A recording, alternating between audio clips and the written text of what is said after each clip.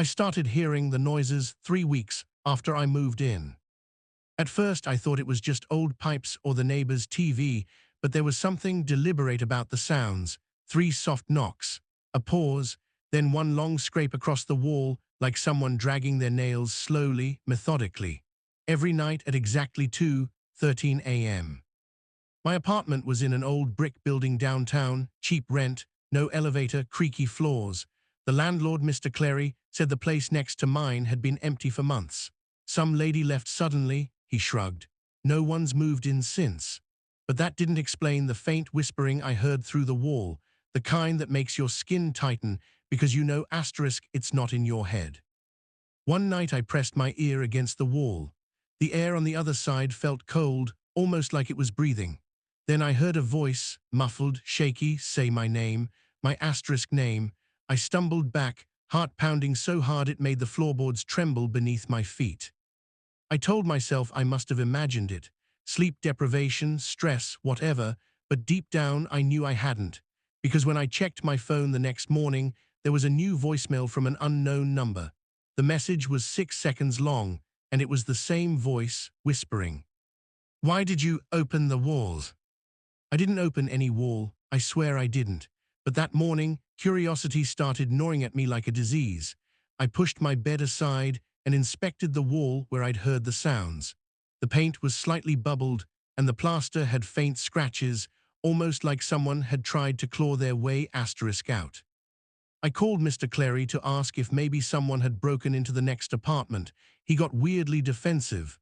"Nobody lives there," he snapped, "and you're not allowed to go inside, got it?" Then he hung up before I could ask anything else. His tone wasn't just irritated, it was scared. By the next night the noises came back, louder this time. Knocking, scraping, and then crying. Not loud sobs, but soft, exhausted crying that made the hairs on my neck rise. I tried to record it, but when I played the audio back, there was nothing, just static. Around 3 a.m., I decided I couldn't take it anymore. I grabbed a flashlight and stepped into the hallway, stopping at the door to the empty apartment. The number plate 3B was missing. Only a dark rectangle of glue remained. My hand trembled as I reached for the knob, but before I could touch it, I heard a voice from inside. "Don't come in."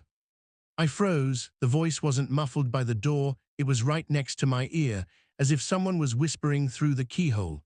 My flashlight flickered. I stumbled back, heart racing, scanning the hallway. Empty, just that one door, silent again. I didn't sleep the rest of the night. Every few minutes, I checked the peephole, half expecting to see someone standing in the hallway, watching my door. But the corridor remained lifeless, bathed in that sick yellow glow from the flickering light above.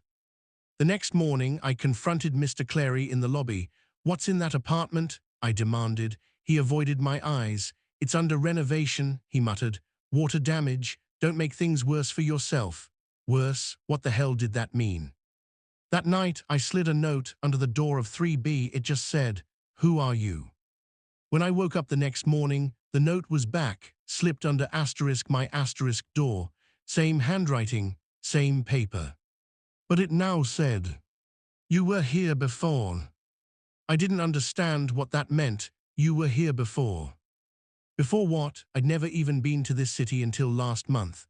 I stood there, staring at the note, my hands shaking so badly I almost tore it in half. The handwriting looked oddly familiar, not exactly mine, but close, like someone trying to mimic me. I tried to rationalize it. Maybe it was a prank. Maybe Mr. Clary was screwing with me to make me move out early. But deep down, something didn't add up. Why the exact time every night? Why my name in the voicemail? Why that voice, trembling, desperate, familiar in a way I couldn't place? I decided to dig deeper. I went to the city records office during my lunch break, pretending I needed documents for my lease. The clerk, a bored woman chewing gum, typed lazily into her computer and frowned. "Apartment 3B, she said. "No record." I blinked. "What do you mean, no record?" She turned the monitor toward me. "According to the registry, their asterisk is no asterisk unit 3B. It skips from 3A to 3C. That night I didn't hear the knocking or the crying. The silence was worse. I couldn't fall asleep because I was waiting for something, anything, to break it. At 2:13 a.m., my phone buzzed again, same unknown number, new voicemail. When I played it, there was a whisper. "You shouldn't have looked." By the next morning, I was spiraling.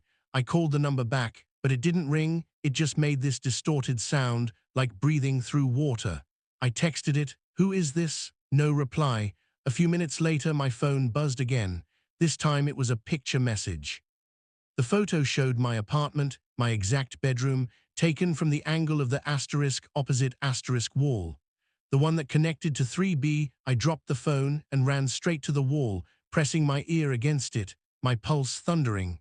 Silence. Just my own ragged breathing echoing back. I couldn't take it anymore. Around noon, when Mr. Clary usually left for lunch, I snuck a screwdriver and forced open the lock to 3B. The door creaked like it hadn't been opened in years. The air inside was thick, stale, and smelled faintly of something metallic, like rust or blood. The apartment was completely empty. No furniture, no dust, just bare floors and pale walls. Except for one thing, on the wall that bordered my bedroom, someone had written dozens of sentences in pencil, looping over each other like a madman's journal. Every line said the same thing. "I'm still here." I don't know how long I stood there, reading those words over and over. They covered the wall from floor to ceiling, each line shakier than the last. I traced one with my finger, the graphite smudged easily, fresh, as if written asterisk recently. Then I noticed something else, a faint outline, square-shaped, on the lower half of the wall. I crouched down and ran my hand across it. The texture was different, hollow. There was a panel, maybe a hidden compartment. I slipped the screwdriver under the edge and pried it open. Inside was a small wooden box. My heart felt like it was trying to claw its way out of my chest as I pulled it out. The box wasn't dusty, which meant someone had touched it, maybe recently. My fingers hesitated before lifting the lid. Inside were a few old Polaroids, a small silver key, and my driver's license. The same photo, the same name, but the issue date was from asterisk 5 years ago. I stumbled backward, almost tripping over myself, and that's when I heard it again, the voice, soft and broken, echoing through the empty room. "Please stop remembering." I bolted from the apartment, slamming the door behind me so hard the frame rattled. I ran straight into the hallway light, that same sick, flickering yellow, and leaned against the wall, gasping. My hands were still shaking, clutching that fake driver's license like it was burning. I couldn't wrap my head around it. 5 years ago, I was living in another city, working a dead-end job. I'd never even heard asterisk of this building. I checked the back of the ID again, same address, same signature, even the emergency contact matched mine, but there was one difference, the date of birth. The other me was 3 years older. I wanted to throw it away, pretend I hadn't seen any of it, but something deep inside whispered that I had asterisk to know, that I'd already gone too far to stop. So I took the box and the Polaroids back to my apartment. There were 4 photos, all slightly faded. In the first, I was standing in front of the building, smiling. In the second, I was inside my current apartment, 3A, but the furniture was different, older. The third one showed a hole in the wall.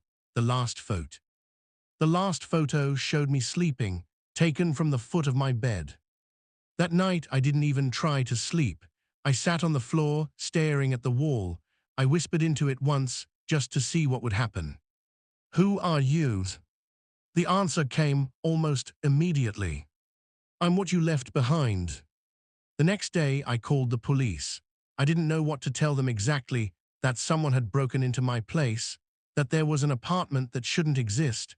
I showed the officer the photos and the extra ID, but he just gave me that look people give when they think you're one step away from losing it. They checked the unit anyway. When they came out, one of them, a tall guy with a tired face, said, "There's nothing in there, no writing, no box, just an empty room." I tried to argue, begged them to look again, but they were already packing up. "Maybe get some rest, sir," the other one said softly. "Sometimes stress can make you see things." When they left, I rushed back in. The wall was blank, clean, white, like it had just been painted. No writing, no square outline, nothing. But the air still felt heavy, thick with that strange metallic scent. I checked my pockets. The Polaroids and the license were still there. I called Mr. Clary again. No answer. I texted him. Nothing. Finally, I went down to his office. The door was locked, but there was a note taped to the glass. It said, asterisk, apartment 3B is sealed. Do not enter again. It's for your own safety. That night, I tried something different. I set up my phone to record overnight, facing the wall, just in case. I couldn't shake the thought that maybe the camera would catch something I couldn't see. When I checked the footage the next morning, my stomach dropped. Around 2:13 a.m., the frame flickered. For 2 seconds, the room darkened, and a shape appeared against the wall, faint, like a shadow that didn't belong to anything.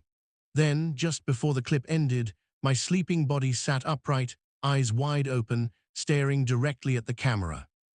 I don't remember waking up. I don't even remember dreaming. But the timestamp didn't lie. 2:13 a.m., the exact time the knocking used to start. The worst part, in the reflection on the window behind me, I could see something else. A second silhouette. It looked like asterisk me. That afternoon, I went back to the city records office. I needed to know who had lived there before. The clerk gave me a strange look when I mentioned 3B again, then leaned closer and whispered, "That unit was condemned. There was a fire. The tenant didn't make it." I swallowed hard. When was that? She checked the file. 5 years ago. The words spun in my head like broken glass. My fake ID, the fire, the apartment that wasn't supposed to exist. It all pointed to something I didn't want to believe, something that made my skin crawl with dread. That night I couldn't sit still. I tore through old boxes, searching for anything that might explain this. I found an old external hard drive I hadn't used in years. When I plugged it in, most folders were empty except for one labeled asterisk asterisk 3B. My breath caught. I opened it. There were a handful of video files, all time-stamped from 5 years ago. In the first, I was filming the apartment, my apartment, talking to the camera, saying I finally found a place that feels right. In the second, I was sitting against the same wall, exhausted, mumbling something I couldn't make out. The audio was distorted, but a few words bled through. "Can't keep it quiet anymore. It wants me to remember." The last video was short, only 6 seconds long. It showed flames licking the edge of the camera lens, smoke billowing, alarms shrieking. And then, over the chaos, a voice whispered, "Don't forget yourself this time." I didn't leave the apartment that night. I couldn't. I sat there replaying the videos until dawn, trying to piece together who I was 5 years ago or who I might have been. Maybe I'd lived here before. Maybe I'd lost my memory in that fire. But how did I survive if the tenant had asterisk died? At sunrise, there was a knock on my door. A soft, rhythmic tap, not the eerie kind from the wall, but human. When I opened it, Mr. Clary stood there, pale, trembling slightly. He looked like he hadn't slept in days. "You've been in 3B, haven't you?" he said quietly. I didn't answer. He sighed, rubbing his temples. "You shouldn't have gone in. That room isn't supposed to exist anymore." I demanded to know what that meant. He hesitated, then said something that froze me in place. "You were my tenant. You died in that fire. I identified you myself." He looked away, as if saying it out loud hurt him. "When I saw you come back, I thought it was my mind playing tricks." I laughed, but it came out hollow, shaky. "I'm standing right here." He nodded slowly. "That's what scares me." After he left, I sat on the floor, head in my hands, trying to breathe. None of it made sense. I checked my reflection in the mirror, same face, same scars, same everything. I was asterisk me. I had memories, friends, a job. I could call people who knew me. So I did. I called my best friend, Mark, someone who'd known me for years. "Hey," I said, forcing a laugh, "you remember when I moved into that apartment last month?" Silence. "Then, what apartment?" "The one downtown," I said. "You helped me move." More silence, then a quiet, confused voice. "You moved asterisk 2 years ago asterisk man, not last month. Are you okay?" My throat went dry. 2 years. I checked my lease. It clearly said September 2025. But the date on my phone read asterisk October 2023. And then the knocking started again. Not from the wall this time, from inside the closet. When I opened the door, the smell of smoke hit me like a wave. Smoke drifted out from the closet like breath from a mouth that had been waiting too long to speak. It wasn't thick, just a faint grey haze curling up toward the ceiling. My eyes watered, but I stepped closer anyway, because at this point, fear had stopped feeling like fear. It was something heavier, familiar. Inside, there were no clothes, just a burned outline on the back wall, a dark rectangle like something had once been there, a door maybe, or a hatch.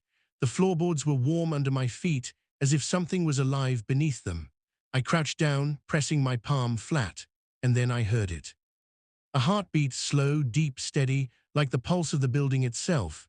It matched mine at first, then quickened faster, louder, until it drowned out everything else. I backed away, heart hammering in my chest, whispering to no one, "This isn't real, it's not real." But when I looked up, the mirror across the room, the one above the dresser, wasn't showing my reflection anymore. It showed the burned apartment. Charred walls, blackened beams, smoke swirling through the air. And standing in the center of it all was me, staring back with a look that wasn't mine. The other me raised a hand, and behind the glass, flames flickered to life. The fire spread across the reflection like liquid gold, devouring everything. I stumbled back, but the heat was real. I could feel it against my skin. The glass began to crack, spiderwebbing from the center outward.